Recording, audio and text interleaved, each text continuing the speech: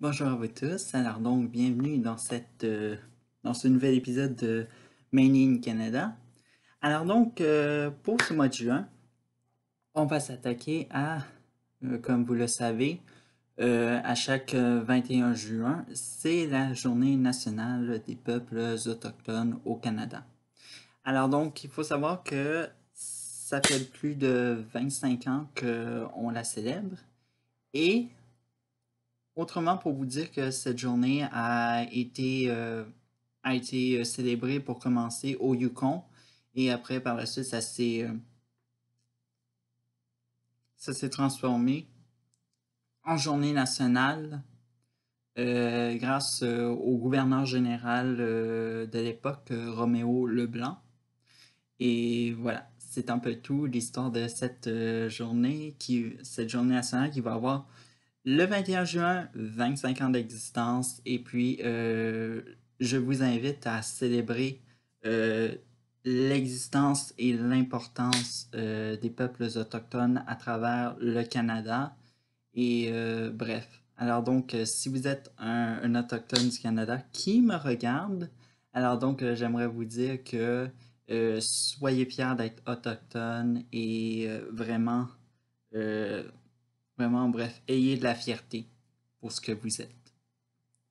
Alors donc, on va commencer. Alors donc, notre sujet va porter sur les Beothuk, les Beothuk. Alors donc, les Beothuk, on n'en parle pas beaucoup de ce peuple parce que c'est un peuple qui a été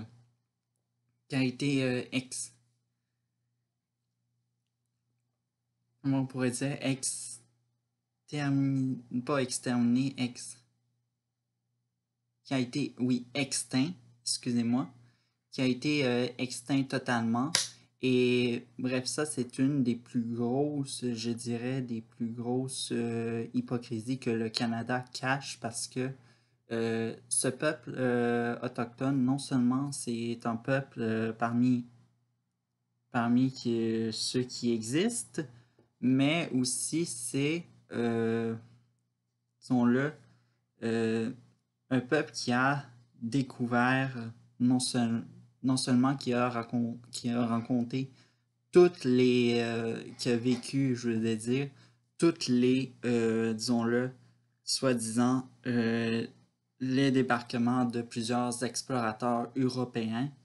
Et bref, alors donc, avant de commencer, alors donc notre épisode qui se nomme Beothuk, premier contact autochtone européen, j'ai décidé de vous faire une petite mise,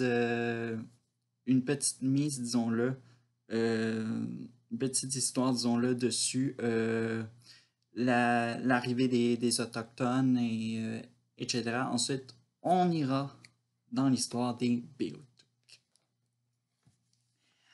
Alors donc, il faut savoir que c'est une migration. Alors donc, les Autochtones ayant des origines asiatiques ont traversé ce qui était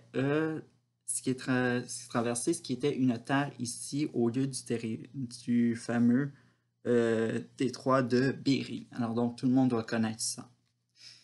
Et actuellement, la plus vieille présence humaine qu'on ait au Canada, elle a été située au Yukon. Alors donc, elle date environ de 26 500 avant Jésus-Christ. Alors donc, c'est un petit peu intéressant. Alors donc, bien sûr, ils vont aller migrer vers le sud où se trouvent les États-Unis actuellement. Et bien sûr, c'est s'installer un peu partout à travers le Canada. Et faut savoir, il faut savoir que les Beothuk occupaient l'île entière qui est l'île de Terre-Neuve actuellement. Alors donc, on estime que la première trace humaine remonterait à 6000 avant Jésus-Christ. Alors donc, bref, ça a pris beaucoup de marche pour ça. Je me demande comment les gens euh, à cette époque-là, on n'était pas dans la préhistoire ou quelque chose de même à 6000 avant Jésus-Christ. Mon Dieu, c'est compliqué. Mais en tout cas, vraiment, alors donc, on va se plonger maintenant dans le... On va se plonger dans l'histoire maintenant des Beothuk. Alors donc, les Beothuk, alors donc, comme je l'ai dit, la première présence humaine date de je vais dire, 6000 avant Jésus-Christ. Et bien sûr, entre le 15e et 16e siècle, ça va être, ce peuple va être témoin, disons-le, de ce qui est aujourd'hui. Mon Dieu, j'ai perdu ma page. Excusez-moi, je pensais plus en avoir besoin. Excusez-moi, un petit moment.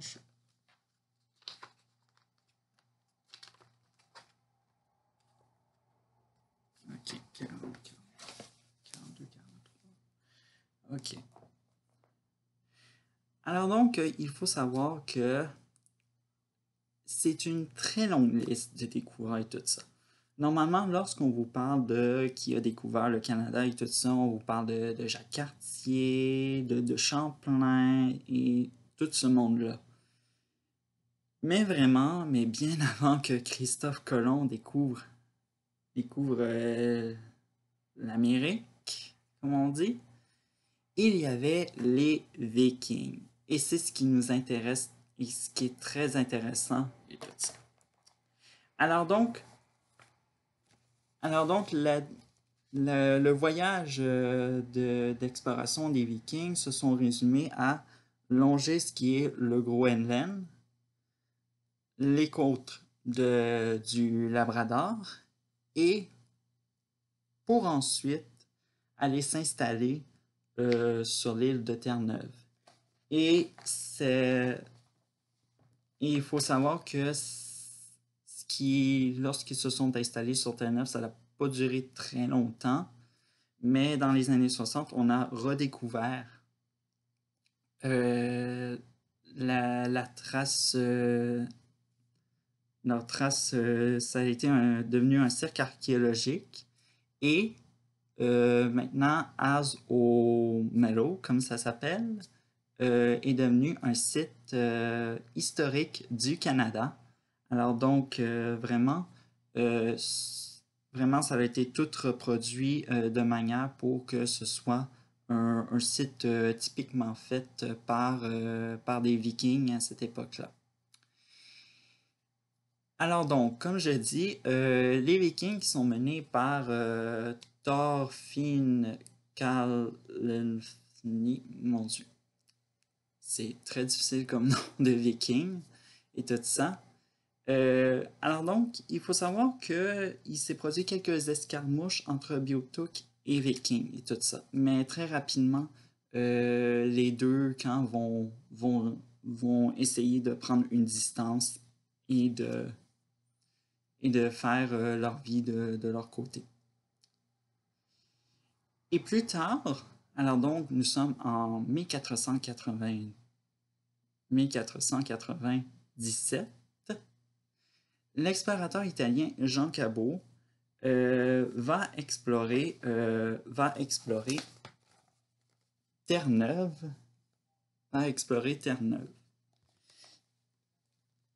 Excusez-moi de répéter. Par la suite, un autre découvreur, alors donc c'est un Portugais, alors donc qui se nomme Gaspar Corte Real. Alors donc celui-ci va explorer Terre-Neuve en 1501 et ce qui va se passer, c'est quelque chose de pas très, disons-le, pas du tout gentil, disons-le. Alors donc, lui, il va capturer une soixantaine de Beothuk pour les ramener au Portugal. Et malheureusement, ces soixantaines de personnes Beothuk ne reviendront jamais sur leur terre d'origine, tout ça. Alors donc, maintenant, on se rend en 1584. Alors donc, 1584, c'est là où Jacques Cartier explore, comme on le sait, une partie du Québec, les golfs du Saint-Laurent, le fleuve Saint-Laurent, et alors donc une partie aussi des Maritimes. Et celui-ci va se mettre d'amitié avec les Beothuk et au fil des années, disons-le, ça va se transformer en conflit au fil des années.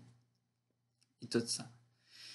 Et aussi, autre détail dessus, lorsque les explorateurs débarquent sur l'île de Terre-Neuve et tout ça, sachez que c'est la première fois qu'on a utilisé le type de race rouge et tout ça, parce que on appelle les autochtones les peaux rouges, va être utilisé, va être porté pour la première fois par le peuple autochtone Beothuk. Et vraiment, à cause de quoi qu'on les appelle les peaux rouges, les Autochtones, en effet, c'est parce ils avaient des traces faites avec une pierre qu'on nomme de l'ocre rouge. Et voilà, voilà pourquoi on les a appelés les peaux rouges.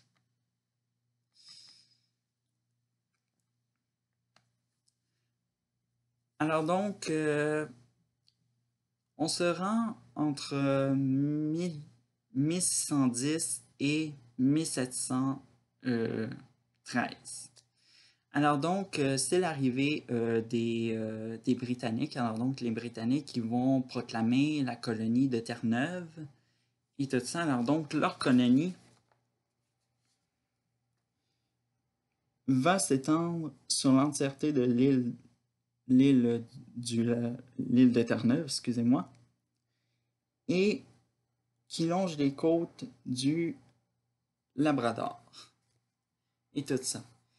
Et entre 1610 et 1713, les Britanniques vont conquérir l'entièreté de l'île et tout ça. Et malheureusement,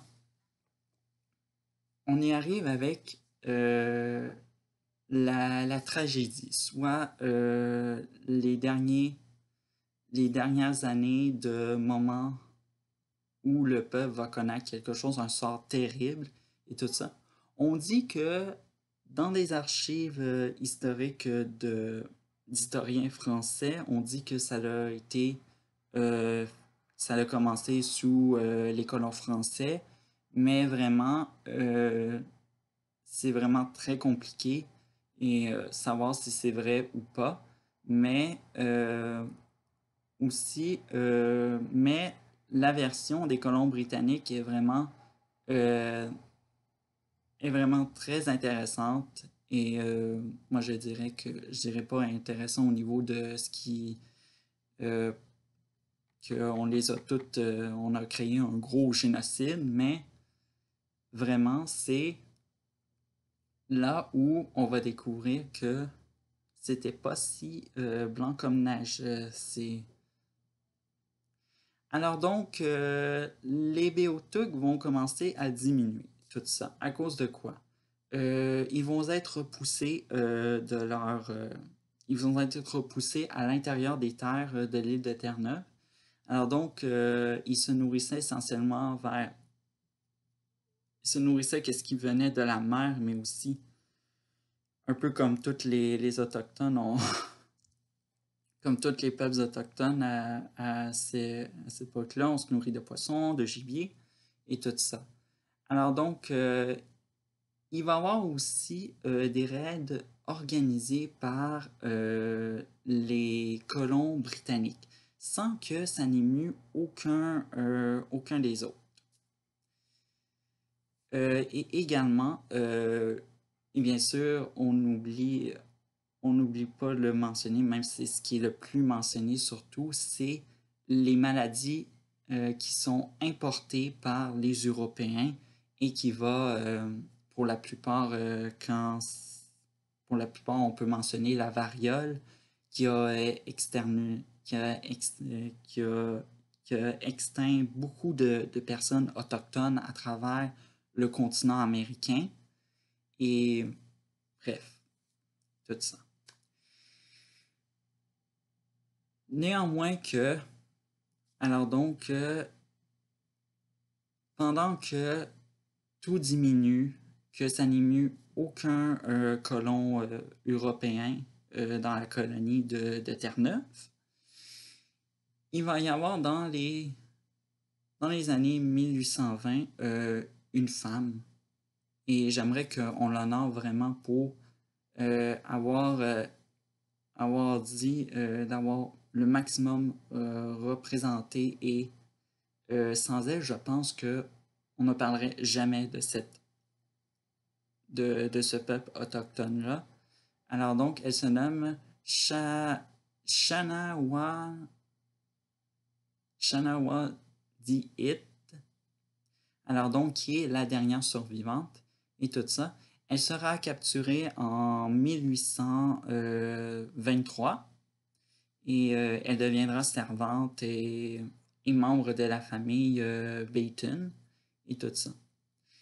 Alors donc, pendant 6 ans de sa vie, elle va transmettre sa culture, la langue qu'on n'oublie jamais sa tribu. Et malheureusement, après avoir donné après avoir tant transmis, puis contribué un peu à ce qu'on n'oublie pas les Beothuk, elle va s'éteindre en 1829 par une tuberculose. Et voilà, malheureusement, c'est pas très cool. Et puis lorsqu'on parle de génocide, surtout chez les Autochtones, c'est très rare. Et non, vraiment, c'est... Alors donc, Shanawa Diet va décéder. Et malheureusement, elle sera totalement oubliée, et je dirais comme si elle n'avait jamais existé. Il y a un Britannique qui va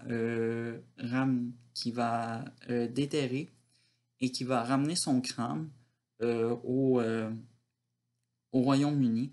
Alors donc, il faut savoir que pendant la colonisation, beaucoup disons-le, de laboratoires à travers l'Europe possédaient des crânes, soit qui étaient d'Africains ou encore d'Autochtones, un petit peu tout ça.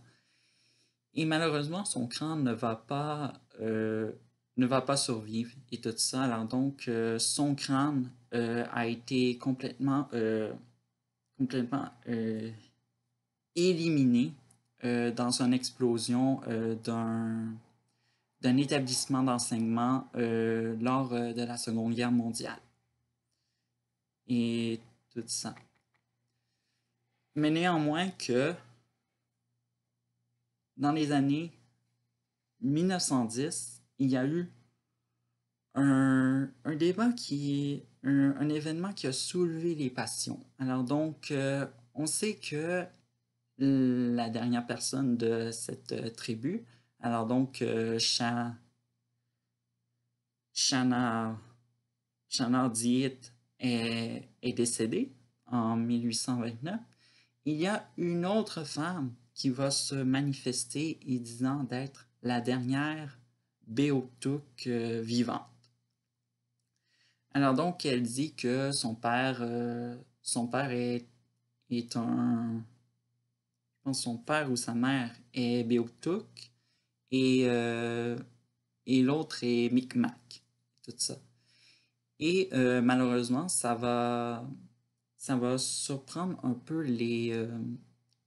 les spécialistes de cette époque-là parce que ils vont conclure que la plupart de ces membres, alors donc les membres de la tribu Beothuk, se sont mariés, il y a eu la consanguinité euh, au fil, euh, au fil des années.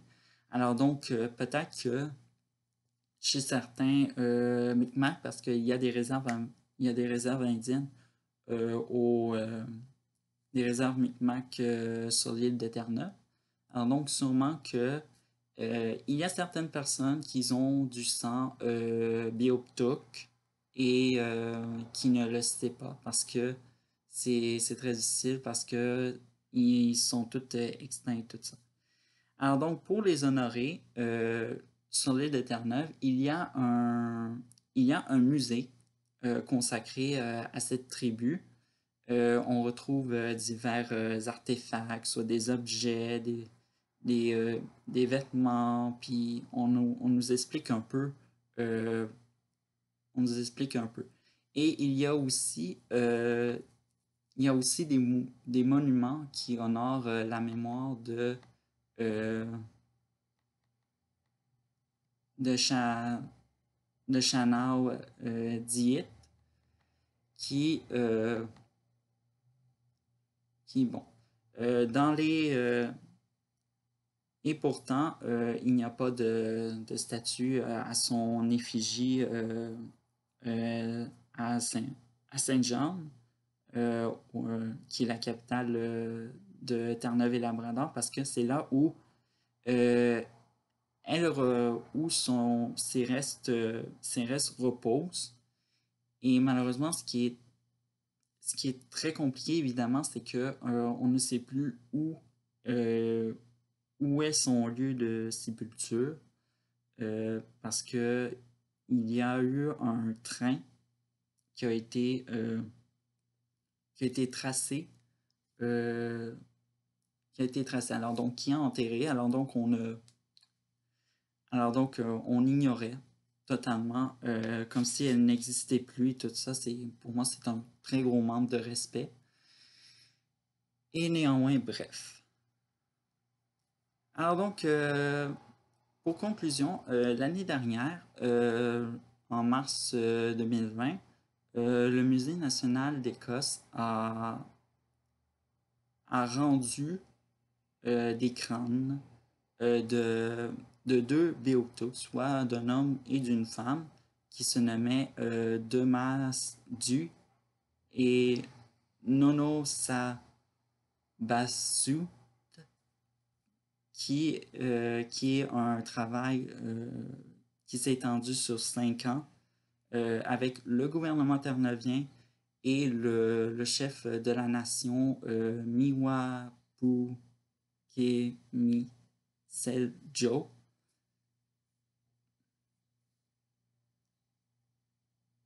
Seljo. Et vraiment, je pense que c'est important de parler des Beothuk. Ils ont une histoire formidable au début, mais tragique à la fin.